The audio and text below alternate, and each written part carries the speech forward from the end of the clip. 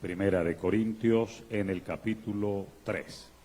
En el capítulo 3, el versículo 11, porque nadie puede poner otro fundamento que el que está puesto, el cual es, para que en el campo de la construcción podamos tener asegurada la casa o el edificio que vamos a hacer. ¿De qué me sirve a mí conocer la unicidad? ¿Saber que Jesús es Dios? Bueno, eso lo sabe mucha gente, a quien Dios se lo ha dado a conocer. Pero la doctrina de la unicidad me sirve para establecer una relación sólida a nivel conyugal, a nivel de familia, a nivel de iglesia. Porque la doctrina de la unicidad funciona no porque yo sepa que Jesucristo es el verdadero Dios y la vida eterna, no por eso solamente, sino hasta dónde ese conocimiento me lleva a que eso lo practique en mi casa, a hacer una relación sólida a nivel conyugal, a nivel familiar, a nivel de iglesia. ¿De qué me sirve a mí el conocimiento de la gracia? ¿De qué me sirve saber de que Él me salvó por gracia? Y vimos esa doctrina aquí hace como un mes con los estudiantes, o mes y medio, y nos dimos cuenta que tenemos un conocimiento, pero necesitamos algo más que eso. Necesitamos algo más. ¿De qué me sirve a mí saber que la fe es fe? Y que sin fe no puedo agradar a Dios, si aunque tengo el conocimiento y sé cuáles son las personas de Hebreos capítulo 11, no aplico ese conocimiento a mi vida práctica. ¿De qué me sirve a mí la fe si no la llevo a mi vida, a mi cotidianidad? Amén. Entonces, ahora 8 días estuvimos hablando sobre el poder de la palabra, porque hoy vamos a mirar acerca de lo que el Señor dice en San Mateo capítulo 7, el versículo del 24 y 25.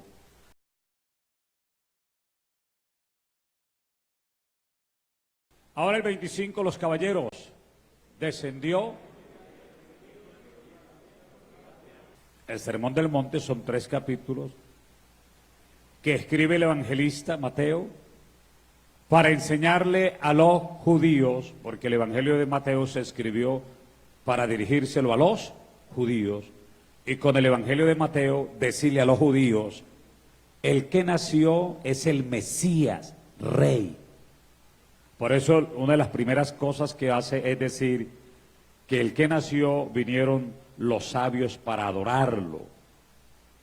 Y ahí en el Sermón del Monte aparecen 3 capítulos y en esos 3 capítulos está compendiado todo lo que es la plataforma de gobierno, cómo iba a gobernar el Rey Mesías.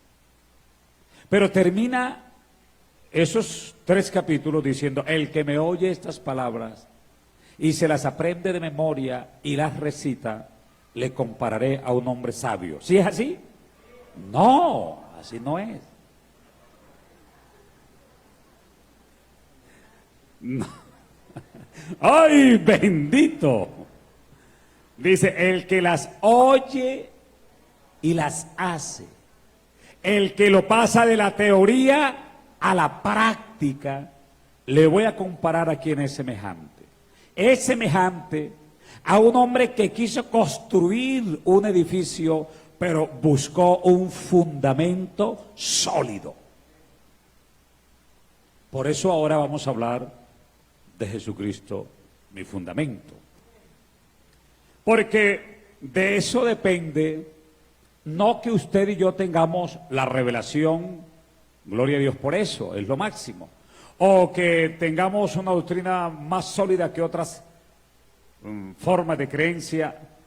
No, lo importante esto no es tanto lo que otro crea o quizá lo que yo crea, sino lo que yo pueda vivir de acuerdo a lo que enseña la palabra. Por ejemplo, el texto leído dice, nadie puede poner otro fundamento del que está puesto, el cual es Jesucristo. Ese nadie es un absoluto, no relativo, porque puede darse que sea un nadie relativo hablando de un contexto en particular, dirigiéndosele a X comunidad, entonces puede ser un nadie relativo, pero un nadie absoluto involucra a todos los que quieran y tengan que ver con ese fundamento. Si Jesucristo es el fundamento, entonces vamos a mirar cómo lo entendió el apóstol Pablo, y hoy vamos a hacer del apóstol Pablo nuestro instructor.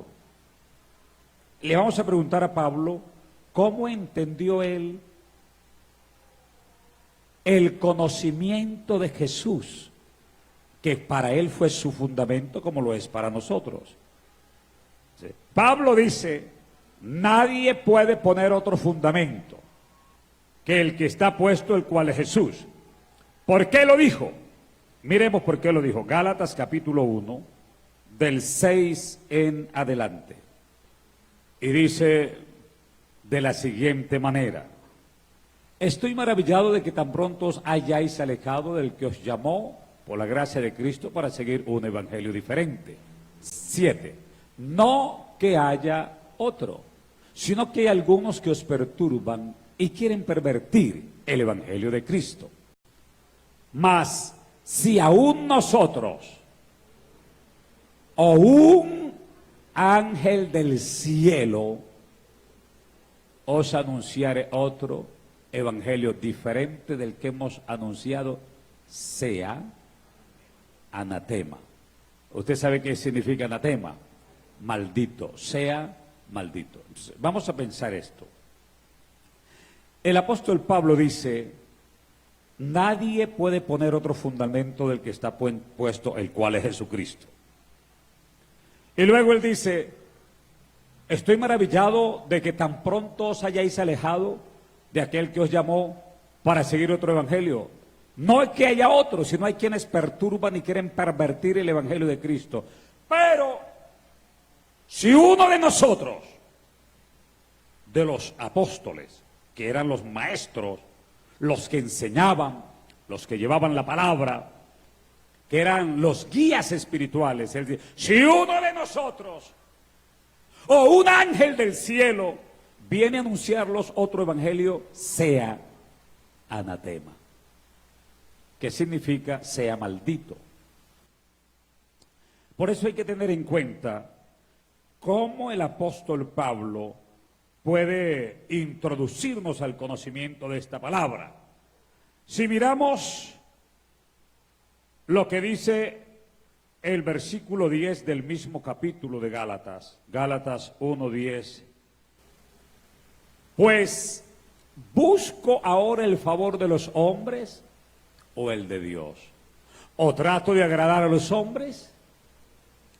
Pues si todavía agradara a los hombres, no sería siervo de Cristo. Pero miremos el 11. Mas os hago saber, hermano, que el evangelio anunciado por mí, léalo usted, no es según hombre. El 12. Pues yo ni lo recibí, ni lo aprendí de hombre alguno, sino yo se la escribí a mi hijo Timoteo, y está en 1 Timoteo 3:16, y para el apóstol Pablo, Jesucristo es Dios manifestado en carne. Mire la proyección que dice. Le preguntamos a el apóstol Pablo, usted que lo que sabe lo sabe por revelación, dinos, ¿quién es Jesucristo? Y mire lo que dice, no se puede discutir porque es grande el misterio de la piedad. Dios fue manifestado en carne, justificado en el Espíritu, visto de los ángeles, predicado a los gentiles, creído en el mundo y recibido arriba en gloria. Nos vamos a detener un poquitico para hilar sobre el texto que nos conectará a otro. Si usted le dice a Pablo quién es Jesús, él dice Jesucristo es Dios manifestado en carne. Dios manifestado en carne. Entonces, el mismo apóstol, hablando de Dios manifestado en carne, nos hace una aclaración respecto de él. Y está en Colosenses capítulo 2, versículo 8, 9 y 10. Cuando el apóstol Pablo dice que Jesús para él es Dios que se ha manifestado en carne, no el Dios enviado, porque Jesús no es un Dios enviado, es un Dios manifestado, o Dios manifestado en carne. Dios que se dio a conocer en carne, como lo explicamos en Colosenses capítulo 2, versículo 8 dice: mirad que nadie os engañe por medio de filosofías y huecas sutilezas según las tradiciones de los hombres, conforme a los rudimentos del mundo y no según Cristo, porque en él habita corporalmente toda la plenitud de la deidad, y vosotros estáis completos en él, que es la cabeza de todo principado y de toda potestad. Entonces, le estamos preguntando al apóstol Pablo para él quién es Jesús. Él dice: yo le escribí a Timoteo y le dije quién era, que era Dios manifestado en carne. Y también le escribí a la iglesia de Colosas explicándole que en esa manifestación de carne está Dios completo. Porque la divinidad no es otra cosa, o la deidad, que Dios. Las divinidades para los otros pueblos eran otros dioses, o las deidades de los pueblos. Pero la deidad para Israel y la deidad para esta iglesia es una sola: Dios. Y Pablo dice: en Cristo, en forma de cuerpo, en ese Cristo está toda la plenitud de la deidad. Toda. Ahí está el Padre, el Hijo y el Espíritu Santo. Toda la deidad está en Cristo. Toda. No la deidad del Hijo solamente, o la deidad del Espíritu. Toda. Porque en realidad Dios es uno, como hemos venido estudiando. Es único, eterno, sin principio, sin fin, pero Él es Espíritu. Y Él en la creación se dio a conocer como Padre, pero en la redención se dio a conocer como Hijo. Y hoy está aquí en el poder de su Espíritu. Yo le pregunto: ¿está Jesucristo aquí? Pero ¿cómo está? En el poder de su Espíritu.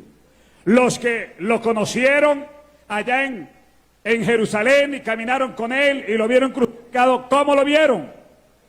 En carne, correcto, en carne. Y los patriarcas, cuando lo oyeron que hablaba, ¿cómo lo conocieron? Claro, Dios como Espíritu, Dios como Padre, pero manifestado en diversas maneras. Entonces se dio a conocer en un ángel, en un varón, a través del fuego, a través de la nube, a través de una zarza, a través de algo audible. Y ellos lo conocieron como su Padre. Por eso hace unas semanas atrás enseñamos que Dios decía: si yo pues soy Padre vuestro, ¿dónde está mi honra? ¿Recuerdan? Estamos hablando del manejo del tiempo. Ellos lo conocieron como su Padre. Y lo del tiempo de Jesús se manifestó a ellos cuando anduvo en carne, lo conocieron como, en los días de su carne, como Hijo. Y hoy está aquí en nosotros como Espíritu, en el poder de su Espíritu. Por eso Pablo dice: en Él, en Cristo, habita corporalmente toda la plenitud de la deidad. Le preguntamos entonces, hermano Pablo, queremos saber concluyentemente: ¿Jesús es Dios? Y él dice: yo le escribí al hermano Tito en el capítulo 2 de Tito y en el versículo 13, explicando concluyentemente quién es Jesús. El versículo 13 de Tito 2 Entonces, ¿quién es Jesús? El gran Dios y Salvador. Hasta ahora vemos que el apóstol Pablo nos está mostrando cosas determinantes acerca de Jesús a quien amamos. Pero preguntémosle al apóstol Pablo acerca de que si Jesús y el Espíritu es el mismo. A ver, hermano Pablo, explíquenos por favor usted si Jesús es uno y el Espíritu es otro, o cómo es el caso, hermano Pablo. Y él nos responde de una manera muy sencilla. Él escribe a la iglesia en Corinto, diciéndole que el Señor es el Espíritu, y donde está el Espíritu del Señor, allí hay libertad. El Señor es el Espíritu. Segunda de Corintios capítulo 3, el versículo 16 y 17. Entonces le estamos preguntando al apóstol Pablo, hermano Pablo, estamos claros que Jesucristo es el Todopoderoso, pero queremos que nos explique, ¿Jesucristo es el mismo Espíritu? Y nos responde, segunda de Corintios capítulo 3, versículo 6 y 17. Muy bien, a ver los caballeros, ¿qué dice? El 16 primero, ahí está. Pero el velo, 17 las damas.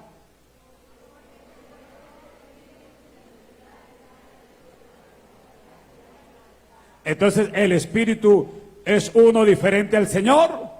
Es el mismo Señor, porque donde está el Espíritu del Señor, allí hay libertad. Y cuando se conviertan al Señor, el velo de la ignorancia se les va a quitar. Y van a conocer que Jesucristo es el mismo ayer, hoy y por todos los siglos.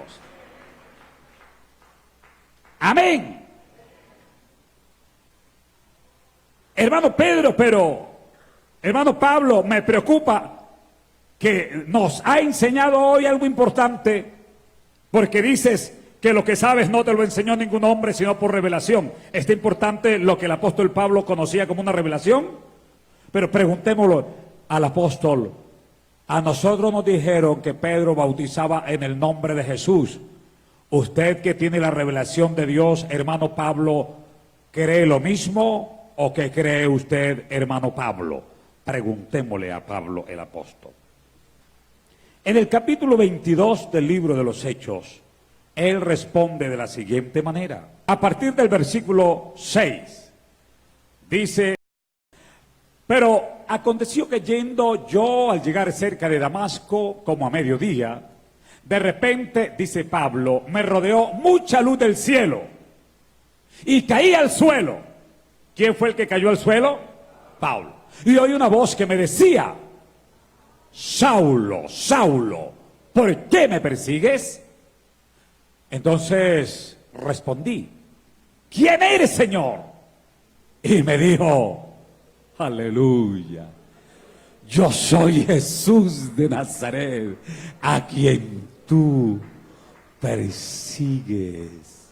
El que persigue la iglesia persigue a Jesús, que es la cabeza de esta iglesia. 9.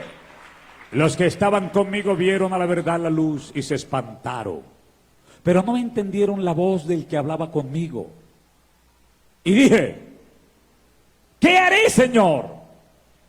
El Señor me dijo: levántate y ve a Damasco, y allí se te dirá todo lo que está ordenado que hagas. ¿Quién le dio esa orden? Jesús. Y le dijo: allá en Damasco te van a decir qué está ordenado que hagas. Miremos.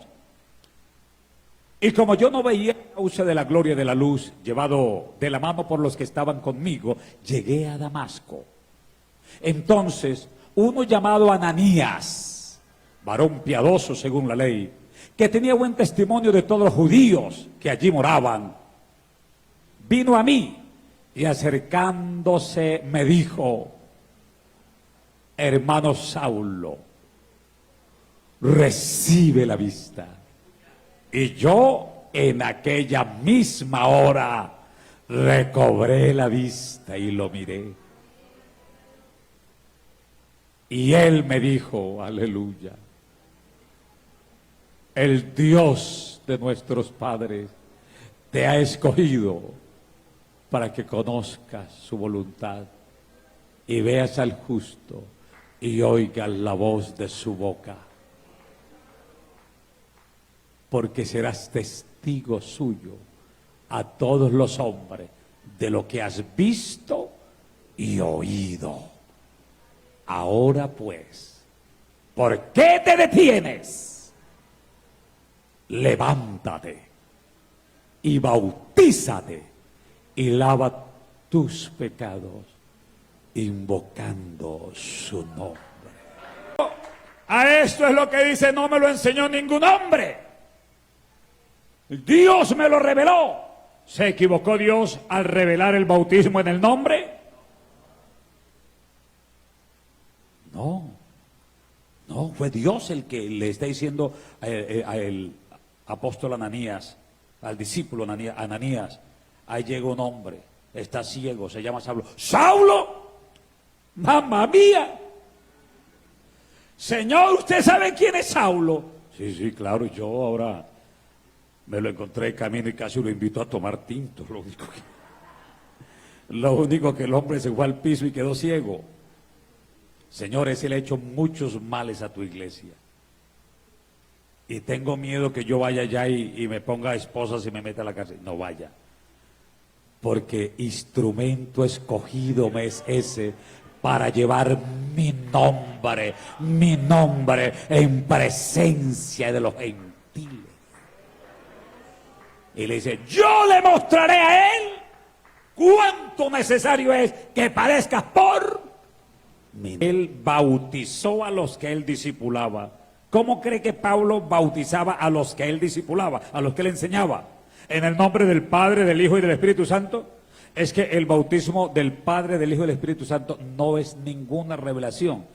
Investigue que ese no aparece en el original griego. Ese lo inventó la Iglesia Católica y lo metió en el original hebreo, en el original griego del Nuevo Testamento. Porque eso no existe en la Biblia. Eso es invento de la religión. Sin embargo, esto que estamos leyendo es lo que Dios le reveló al apóstol. En el capítulo 19 del libro de los Hechos, a partir del versículo 1 y hasta el versículo 5, aconteció que entre tanto Apolos estaba en Corinto. Pablo, después de recorrer las regiones superiores, vino a Éfeso y hallando a ciertos discípulos, les dijo: ¿recibisteis el Espíritu Santo cuando creísteis? ¿Y qué pasó? Ni siquiera hemos oído. Si hay Espíritu.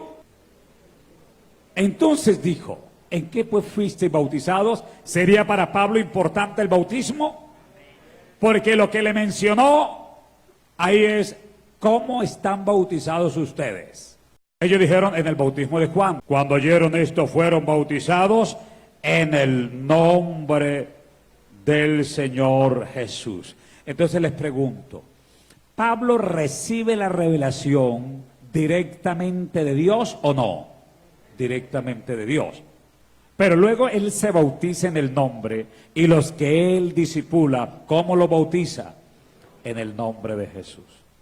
Si aquí hay alguien que no es bautizado en el nombre de Jesús, pero lo bautizaron en el nombre de la Santísima Trinidad, que tampoco es verdad, también es un invento de la tradición. ¿Sabe cuándo nació la Santísima Trinidad?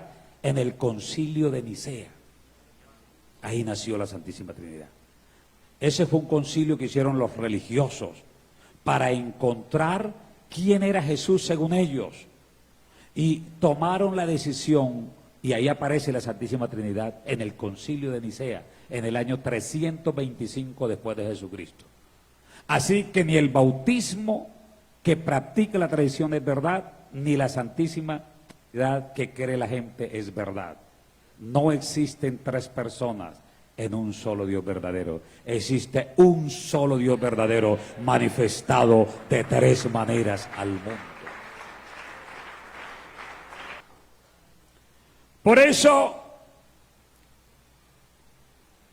el apóstol Pablo fue bautizado y bautiza en el nombre de Jesús. Si usted es bautizado en la Santísima Trinidad o bautizado en el bautismo de los mormones por los muertos, usted con ese bautismo no va a ninguna parte. Ese bautismo no salva a nadie. Lo moja, pero no lo perdona. El único bautismo que es para el perdón de pecados es en el nombre de Jesucristo de Nazaret. Y el que no es bautizado así, necesita ser bautizado en el nombre de Jesús. Ahora, no sé si usted querrá discutir con el apóstol Pablo, porque Pablo dice, si nosotros, hablando de los que predicaban este mensaje, predicamos otra cosa, o si viene un ángel, un mormón dijo, es que a José Smith se le presentó un ángel con unas tablas, un libro de oro, y nosotros creemos en esa, pero a José Smith se le olvidó que aquí está escrito, si un ángel del cielo viene con otra cosa, sea maldito, porque no se le mandó a predicar otra cosa que lo que ya estaba fundamentado para la iglesia. ¿Qué fue el ángel? No, a él se le presentó el ángel, pero a Pablo se le presentó Dios mismo y le reveló su nombre.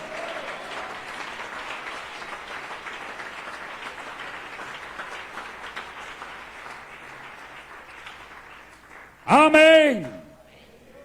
Así que José Smith, así haya sido el ángel que se le haya presentado, Pablo dijo, así sea un ángel que llegue del cielo. ¿Qué pasaría que yo estoy hablando acá y cuando de pronto ustedes mirando para todo, y aquí un ángel? Y dice, uy, un ángel. ¿Y qué el ángel? Les traigo una noticia. El bautismo no es así. Muchos de aquí pues de pronto dirían, oye, sí, fue el ángel, nosotros lo vimos, ¿cierto? Usted lo oyó. Ay, qué voz tan linda. Pues el hermano Grafa habla bien, pero es que ese ángel, ¿cómo hablaba? De pronto le mueve el piso a alguno. Pero dice la Biblia, y si un ángel viene del cielo y predica que el bautismo no es en el nombre de Jesús, o dice que Jesucristo no es Dios, sea maldito. Mire lo que dice Ananías, aún aquí tiene autoridad de los principales sacerdotes para prender a todos los que invocan tu nombre. 15. Y el Señor le dijo, Hechos capítulo 15, ve, porque instrumento escogido me es este para llevar mi nombre en presencia de los gentiles y de reyes y de los hijos de Israel, porque yo le mostraré cuánto le es necesario padecer por mi nombre. Entonces, algunos que venían de Judea enseñaban a los hermanos, si no el 2, como Pablo y Bernabé tuviesen una discusión y contienda no pequeña con ellos, se dispuso que subiesen Pablo y Bernabé a Jerusalén y algunos otros de ellos a los apóstoles y ancianos para tratar esta cuestión. Que la iglesia en Jerusalén es compuesta de judíos y los judíos todavía tienen la tendencia, aún siendo ya cristianos evangélicos, de circuncidarse y de guardar la ley de Moisés. Y ya eran bautizados en el nombre. Ya eran bautizados en el nombre, pero seguían guardando la ley de Moisés y seguían haciendo los ritos mosaicos. Entonces cuando Pablo, a partir del capítulo 13, se va de gira misionera, Pablo no enseñó la ley que antes practicaba, porque Pablo era un erudito de la ley. Era fariseo de fariseos. ¿Lo dice o no lo dice la Biblia? Celoso de la ley. Pero cuando él recibe la revelación, deja la ley a un lado y comienza a invocar el nombre que es sobre todo nombre, sobre los que creían el evangelio, y comenzó a predicar un evangelio libre de las cosas de la ley. Dijo Pablo: el evangelio que predico yo ni lo aprendí ni lo recibí de hombre, sino por revelación de Jesucristo. Entonces los hermanos de Jerusalén le dijeron: hermano Pedro, usted que ha sido uno de nuestros directores, hemos oído que el apóstol Pablo por allá está predicando otra cosa. Y algunos hermanos de aquí se fueron por allá y también comenzaron a ayudar a predicar a Bernabé y a Pablo. Pero estos que fueron allá están diciéndole: ya se bautizaron en el nombre de Jesús, circuncídense, hagan esto y hay que guardar la ley. Y Pablo dijo: venga para acá. ¿Usted quién lo mandó para acá? ¿Quién? No, que aquí no, hay que ir por todo el mundo y predicar el evangelio. Cállese, que así no es lo que usted está haciendo. ¿Cómo que no? Si así en Jerusalén todos estamos haciendo lo mismo. Sí, pero lo que yo sé lo recibí por revelación de Dios. Aquí no ponga usted a guardar el sábado a ninguno, ni ponga a circuncidar a ninguno, ni venga con ritos de la ley. Entonces se fueron y llevaron las quejas. Hay algunos muy quejones. ¡Ay, bendito! Y llevaron la queja al hermano Pedro. Entonces convocaron a un concilio. Miremos qué pasó en el concilio. La Biblia dice, a partir del versículo 3, vamos a leerlo, ahí está proyectado. Muy bien, ellos pues, habiendo sido encaminados por la iglesia, pasaron por Fenicia y Samaria, contando la conversión de los gentiles, y causaban gran gozo a todos los hermanos de esos lugares. Y llegados a Jerusalén fueron recibidos por la iglesia y los apóstoles y los ancianos, y refirieron todas las cosas que Dios había hecho con ellos. Pero algunos de la secta de los fariseos, ¿qué era Pablo primero? Fariseo. Pero él está en contra de eso ahora. Que habían creído, se levantaron diciendo que es necesario circuncidaros y mandarles que guarden la ley de Moisés. Y se reunieron los apóstoles, los ancianos, para conocer de este asunto. Y después de mucha discusión, Pedro se levantó y dijo: varones hermanos, vosotros sabéis cómo ya hace algún tiempo que Dios escogió que los gentiles creyesen por mi boca la palabra del evangelio y creyesen. Está hablando del capítulo 10. Aquí Pedro habla de lo que pasó en el capítulo 10. Y ninguna diferencia hizo entre nosotros y ellos, purificando por la fe sus corazones. Ahora pues, ¿por qué tentáis a Dios poniendo sobre la cerviz de los discípulos un yugo que ni nuestros padres ni nosotros hemos podido llevar? Entonces toda la multitud cayó y oyeron a Bernabé y ¿a quién más? A Pablo, que contaban ha hecho Dios por medio de ellos entre los gentiles. Y cuando ellos callaron, Jacobo respondió diciendo: varones hermanos, oídme. Simón ha contado cómo Dios visitó por primera vez a los gentiles para tomar de ellos pueblo. ¿Para quién está buscando Dios un pueblo? ¿Para quién está buscando un pueblo? Un pueblo para su nombre. Un pueblo para su nombre. Por eso esta iglesia es la iglesia que tiene su nombre. La iglesia que lleva su nombre. El versículo 15.